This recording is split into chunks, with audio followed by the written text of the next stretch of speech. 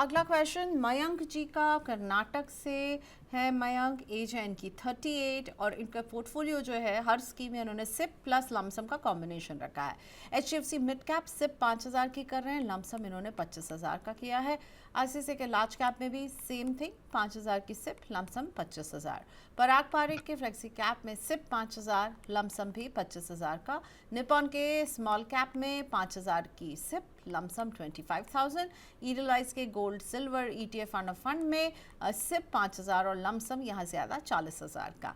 10 साल का नज़रिया है, 10% से स्टेप अप भी करेंगे। आपको कैसा लग रहा है मयंक जी का पोर्टफोलियो? अ, अब जितने व्यूअर्स हमारे देख रहे हैं ना, देखिए किस तरीके से एंटायर पोर्टफोलियो को वेल ऑर्गेनाइज किया गया है। मुझे लगता है कि वो जो बोलते हैं ना, basic discipline of fund allocation and scheme allocation, ये दिखता है इनके पोर्टफोलियो में। तो जो भी व्यूअर्स बाकी देख रहे हैं शायद ये ऑब्जर्व कर सकते हैं कि जिस तरीके से इन्होंने स्मूथली ना हर फंड को अपने आप ऑर्गेनाइज किया। और सबसे बेस्ट पार्ट है, उन्होंने कॉम्बो में डाला है। ये हम हमेशा रेकमेंड करते हैं कि जब भी कोई निवेशक स्टार्ट करते हैं अपने इन्वेस्टमेंट जर्नी को, हम सिप तो करते हैं, कभी कभी शायद हो सकता है कि हम लमसम में एक बार कतराते हैं कि अभी डालें कि थोड़ा दिन बाद में देखें।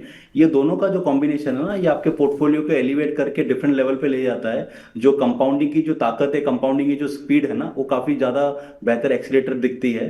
तो Mayank ji, overall fantastic work with your portfolio. जिस तरीके से आपने पोर्टफोलियो को प्लेस किया है, इट इज फैंटास्टिक। और शायद अगर ये 10 साल का टाइम फ्रेम है, तो हो सकता है कि आप 80 से 90 लाख तक पहुंच जाए at the end of 10 years. तो विथ योर एग्जिस्टिंग पोर्टफोलियो, जिस तरीके से आपने बैलेंस आउट किया है, आपका जो लमसम इन्वेस्टमेंट है वो अप्रोक्सीमेटली 4.5-5 लाख तक पहुंचेगा। बाकी 80 लाख से ऐड कर लीजिए अपने सिप में, तो ये कंबाइन करके आपके पास शायद 80 से 90 लाख का पोर्टफोलियो बिल्डअप हो जाए। ओके, गुड गुड थिंकिंग, अच्छी प्लानिंग मयंक जी। इनफैक्ट धनंजय कह रहे हैं कि हमें आपसे सीखना चाहिए, आपने जिस तरह से कंसोलिडेटेड पोर्टफोलियो बनाया है, बहुत अच्छे। 25,000 की सिप भी जो की है इन्होंने, सब में इक्वल अमाउंट से डिवाइड किया है, प्लस 1,40,000 का लमसम कर रहे हैं और बहुत अच्छे जा रहे हैं। Best of luck. अगला क्वेश्चन ले रहे हैं कृष्णा जी का यूट्यूब से, और कृष्णा जी की एज है 26।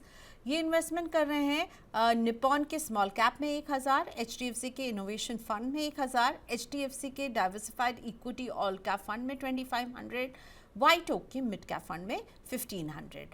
6,000 की सिप इनकी बन रही है और इनकी स्कीम्स जो हैं वो है 4 स्कीम्स, 6,000 में इन्होंने स्प्लिट किया है। 25 साल तक निवेश करेंगे, 1 करोड़ का गोल है और 10% से स्टेप अप भी करेंगे। राइट।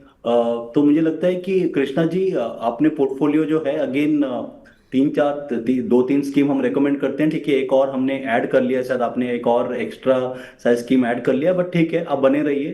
शायद अगर आपने ये शो को देखा है तो मैंने पास में बोला है कि आपके जो फ्रेश इन्वेस्टमेंट हो गए, ये इंश्योर कीजिएगा कि एग्जिस्टिंग सिप में ही हम ऐड करें। और रही बात आप क्या कॉर्पस क्रिएट करते हैं, कॉर्पस अभी आपकी एज 26 साल है और मुझे लगता है कि लंबा अवधि है। और आप अगर यही 6,000 रुपये आप 10 साल भर कंटिन्यू करते हैं, तो आपका 72,000, और 10 साल में हो गया 7,20,000 रुपये। और आपने कहा कि आप 25 साल तक इसको कंटिन्यू करना चाहते हैं, तो अप्रोक्सीमेटली आपका आउटफ्लो होता है 20 लाख के आसपास, 18 से 20 लाख। उसका अगर हम कैलकुलेट करते हैं, तो आप 1 करोड़ के आसपास, 1.2 करोड़ का आपका पोर्टफोलियो बिल्डअप हो सकता है after the end of 25 years. लेकिन शायद अगेन, जितने भी व्यूअर्स हैं, हम बार बार कहते हैं कि कभी भी ना, इन्वेस्टिंग को हम कहते हैं investing is discounting future. Investment में ना आज क्या हो रहा है वो इंपॉर्टेंट नहीं है, आज से 25 साल बाद आप जो प्लानिंग कर रहे हैं उस समय क्या होगा वो ज्यादा इंपॉर्टेंट है।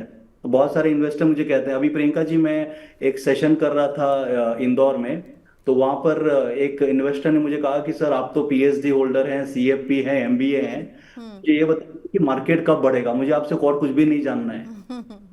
मैंने बोला कि sir to be very honest, मुझे ये बिल्कुल भी नहीं पता है मार्केट कब बढ़ेगा, पर मुझे ये पता है कि मार्केट कब गिरेगा। तो बोलते सर मुझे बताइए मार्केट कब गिरेगा। मैंने बोला सर जिस दिन आप पैसा डालेंगे उसका अगले दिन गिर जाएगा। वो कहता है सर ऐसा ही होता है, मैं डालता हूँ गिर जाता है। तो मैंने बोला कि सर आपका ग्रह तो शनि ग्रह से खतरनाक है।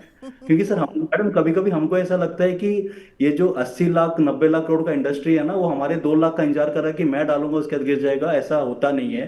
तो जितने हमारे व्यूअर्स है ना, जब आप एक लॉन्ग टर्म सिप कमिटमेंट करते हैं, आप देखिए कुछ पिछले कुछ महीनों में लोग सिप बंद कर रहे हैं। जी। जहां उनको ऐड करना चाहिए दे आर क्लोजिंग इट। वहां पर एक कहीं ना कहीं आप एक कंपाउंडिंग की जो रेस है ना, इससे पीछे हट जाते हैं।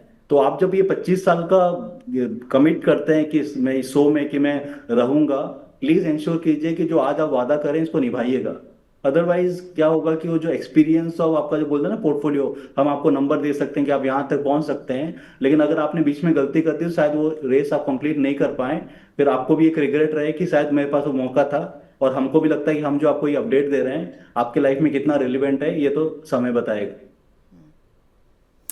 ऑल राइट, तो इनफैक्ट 2 दिन पहले ही धनंजय जी हमारे शो में एक व्यूअर का यही सवाल था जो आपने अभी कहा। उन्होंने कहा कि देखिए मेरी सिप मुझे ऐसा लगता है कि जिस दिन मेरी सिप जिस डेट को कटने वाली होती है उसके ही पहले मार्केट में मैं देखता हूँ कि गिरावट आ जाती है। तो आई थिंक आज धनंजय जी ने उनको भी जवाब दे दिया कि ऐसा नहीं है, ये ऐसा होता नहीं है। और हमें ऐसा लगता है जस्ट बाय चांस कुछ ऐसे वो सिचुएशन होती है कि आपको यही लग रहा है कि भाई ऐसा ही क्यों हो रहा है।